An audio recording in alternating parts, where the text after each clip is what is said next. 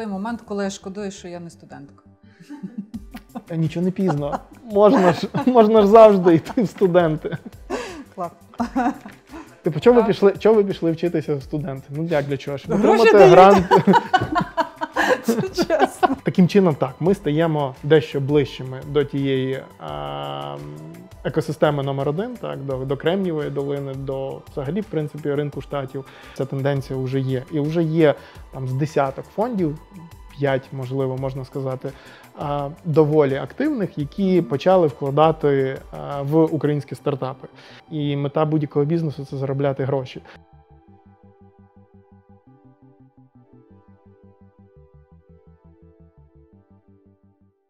Іван, привіт. Привіт. Я хочу представити Івана Петренка, це виконавчий директор Центру підприємництва ОКУ. Звучить так серйозно. А також співзасновник стартап-інкубатора Ideas Lab, який відкриється вже в вересні в стінах ОКУ, в нашому центрі Шептицького, який є вже сам по собі інноваційний. Іван, для початку хочу привітати з цим. Насправді це, напевно, такий, знаєш, великий результат 3 років роботи центру. Але це результат, який ми бачимо. Є дуже багато всього, який фізично побачимо вже в вересні. Там можна прийти в приміщення, посидіти, попрацювати, побачити людей, які мріють про успішні стартапи.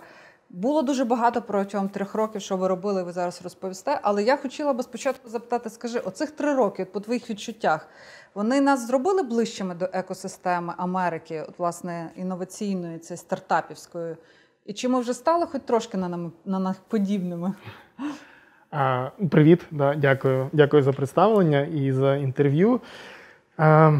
Чи ми стали ближчими, навіть не знаю. Питання, чи ми маємо ставати ближчими, теж хороше. Зрозуміло, що до певної міри точно стали, тому що є набагато більше інформації, з'являється дедалі більше успішних історій українських стартапів, які все ще мріють за першої кращої нагоди переїхати до Сполучених Штатів, оскільки все-таки це ринок номер 1 в світі стартап-індустрії.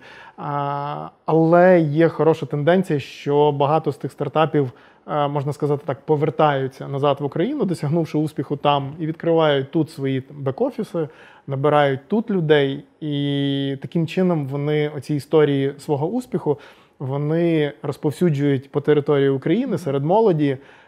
Відповідно, таким чином, так, ми стаємо дещо ближчими до тієї екосистеми номер 1, так, до Кремнієвої долини, до взагалі, в принципі, ринку штатів. Ну і зрозуміло, що наша молодь, буду говорити про молодь, тому що все-таки ми більше працюємо з молоддю, дедалі, з кожним роком все більше і краще розуміє глобальний ринок, так, і розуміє, наскільки низький поріг входу зараз на нього. Так, цікаво, дякую. Ну, дивись, завжди є 2 сторони. Так? Тобто, якщо це система, екосистема, є 2 сторони. Стартапи – одна сторона, і ти трошки сказав про це. Венчурні фонди – це друга сторона. Одні без других, ну, ніякої екосистеми не буде. Так. Що відбувається зараз в Україні? Наскільки венчурні фонди українські, яких небагато, бо в нас тільки зароджується ця система, починають вкладати в українські стартапи? Як оця система працює зараз? Це tricky question. Дуже таке цікаве питання. Зрозуміло, що фондів теж з'являється дедалі більше. Це взаємопов'язані, як ти вірно сказала, процеси. З'являється більше стартапів, з'являється більше фондів. Їх все ще дуже мало. І вони все ще доволі самі маленькі по своїй капіталізації, так, по тому об'єму коштів, які вони готові вкладати, але тим не менше все рівно ця тенденція вже є. І вже є там з десяток фондів, 5, можливо, можна сказати, доволі активних, які почали вкладати в українські стартапи. Проблема, напевно, і це і проблема, і нагода в майбутньому, ну, зрозуміло, в законодавстві, оскільки далі фонди будь-які, чи то українські, чи то іноземні, вони хочуть вкладати в ті стартапи, які, на жаль, зареєстровані не в українській юрисдикції. Так? І це питання законодавства. І я сподіваюся, що ми будемо, як країна, рухатись в тому напрямку.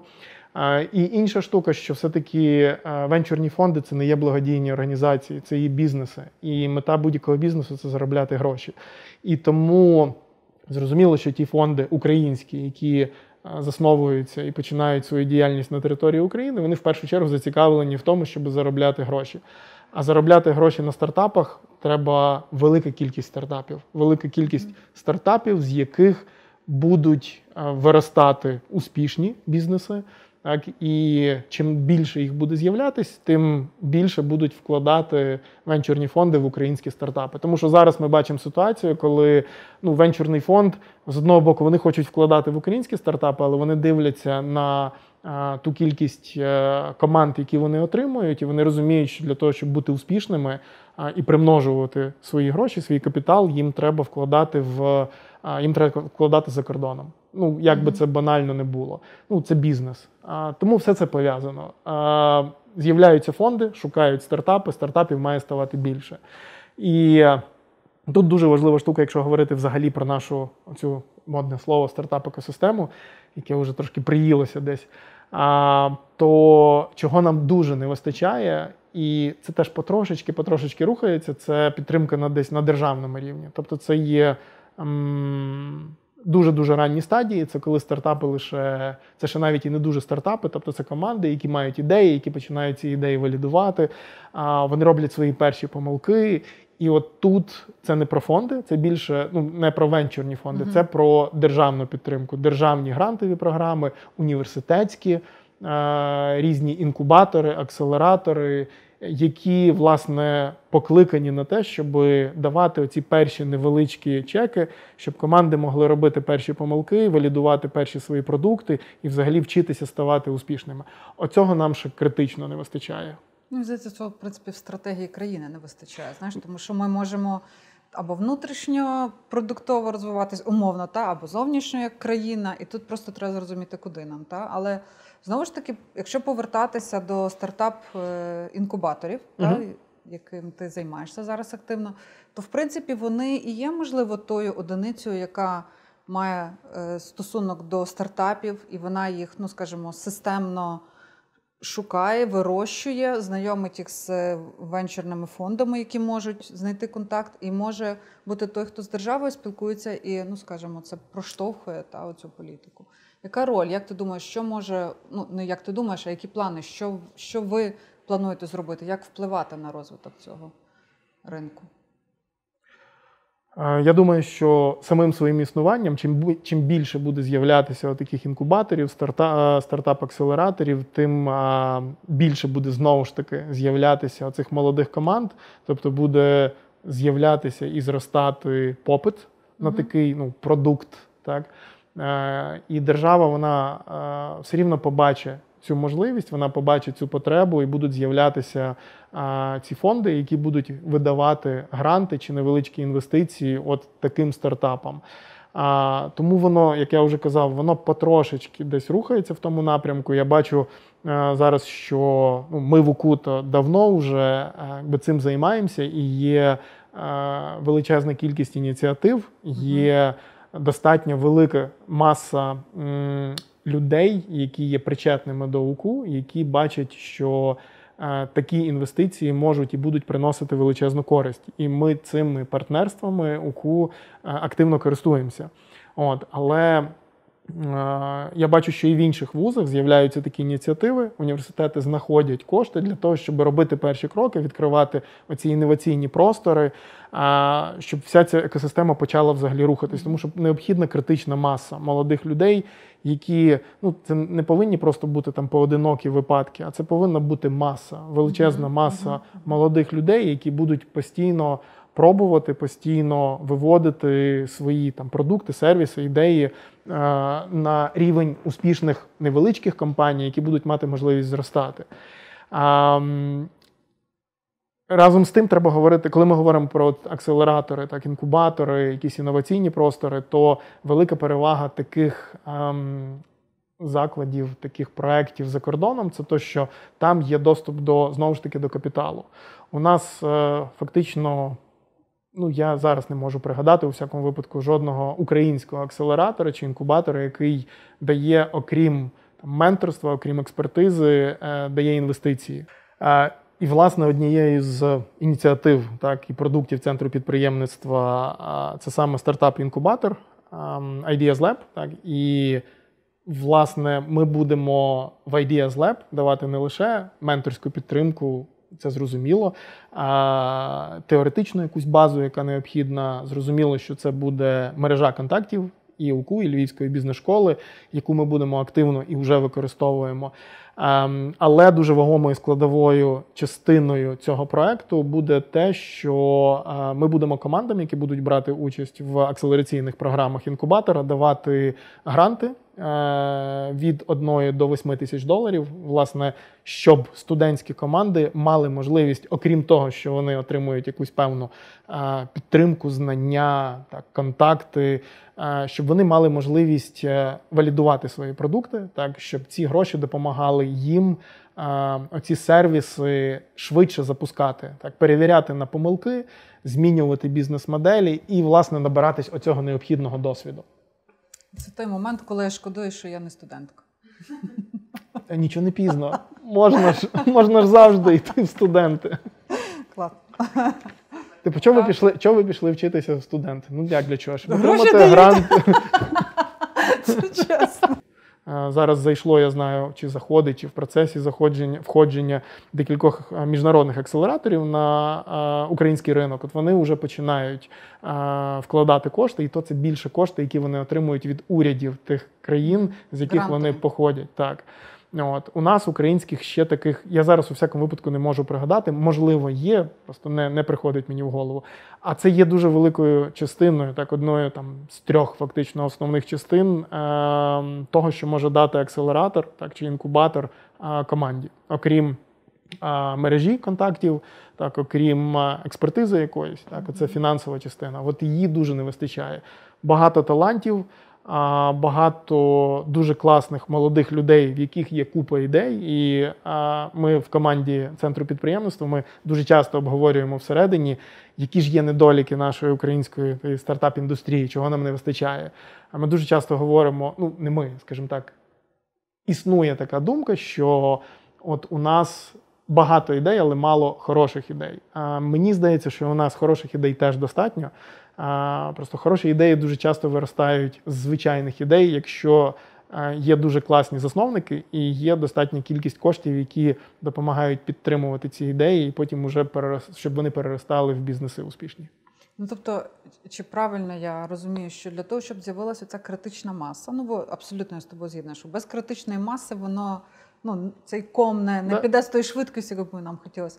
Мають бути якісь ознаки, ну, от стартапних оцих починань. Та? От мають бути стартапи з певними ознаками, і тоді, побачивши ці ознаки, фахівці, от такі, як ви в центрі, скажуть, от зараз, от які це ознаки? От кажи, от зараз сидить нас хтось слухає і може, знаєш, звіритися, наскільки, що йому ще потрібно, щоб бігти швидше. Я вже казав, що це кількість має бути державної підтримки, тобто це різні державні фонди, різні грантові програми, які будуть надавати такі невеличкі гранти, невеличкі, ну це не зовсім інвестиції, це більше гранти для молодих команд, щоб вони пробували. І це однозначно те, що я говорив, підтримка на рівні університетів, так, тому що все-таки молоді люди, коли йдуть в вищий учбовий заклад, це там 4-5 років їхнього життя. І зрозуміло, що ці знання, які вони там здобувають, круто, якщо б вони мали якесь практичне, в тому числі, застосування. Ідей, як на університеті, дуже класно їх валідувати. Поки ще немає тих зобов'язань, поки ще немає зазвичай там, потреби утримувати сім'ю і так далі. Так? То якраз дуже класний період часу, коли можна пробувати, коли можна помилятися, коли можна валідувати оці якісь свої найбільш як це, ну, crazy ideas, тобто якісь ідеї будь-які, нормальні, ненормальні, так, для того, щоб вчитися, для того, щоб дивитися, що виходить, що не виходить, так, для того, щоб набиратися цього підприємливого духу. Тому ці речі, на мою думку, мають бути найважливішими. Ну, я про те, на що ми як мінімум можемо впливати. Так? Я не говорю зараз про рівень держави, про який я вже згадував, тому що це все-таки ну, трошечки вже інший рівень, але він теж повинен підтягуватись, щоб сюди затягувати гроші. Далі більше ми всі дуже любимо говорити, що ми країна поки що аутсорсу, так, або як це, сервісних компаній. Це дуже класно, вони генерують неймовірну кількість робочих місць для нашої молоді.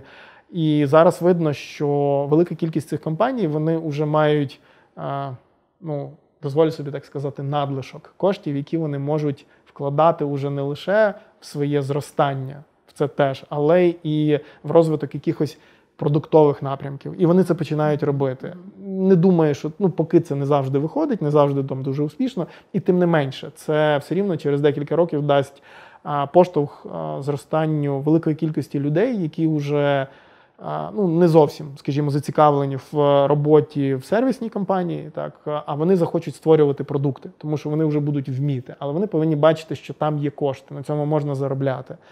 І точно так само сюди потрошки, але починають заходити великі корпорації міжнародні, вони відкривають свої бек-офіси тут, вони набирають людей, і вони теж цю культуру продуктових компаній, вони її популяризовують. І зрозуміло, що хтось піде працювати в якийсь там умовний Рінг чи будь-яку іншу велику корпорацію і буде там успішним і буде там хотіти продовжувати свою кар'єру. А хтось попрацює, набереться досвіду і скаже, а я хочу створювати свою компанію, я хочу створити свій сервіс, тому що в мене є досвід, в мене є експертиза, я знаю, де шукати гроші для масштабування і так далі. Це такі основні речі, які нам зараз необхідні. Слухай, дякую. Я насправді бажаю нам якомога швидше в цьому розвиватися, бо мені здається, що це Україні дуже підходить. От бути стартап-країною нам дуже підходить, тому що ми насправді маємо цей бекграунд, виживати в умовах, в яких інші би не вижили, починаючи з Радянського Союзу, закінчуючи ковідом, коли ніхто нікому не допомагав. Тому я думаю, що має бути це наша стежка. Є над чим працювати, але воно, як мінімум, все рухається в правильному напрямку. Не завжди так швидко, як хотілося би, але це нормально, зрештою. Дякую тобі. Прошу, дякую тобі.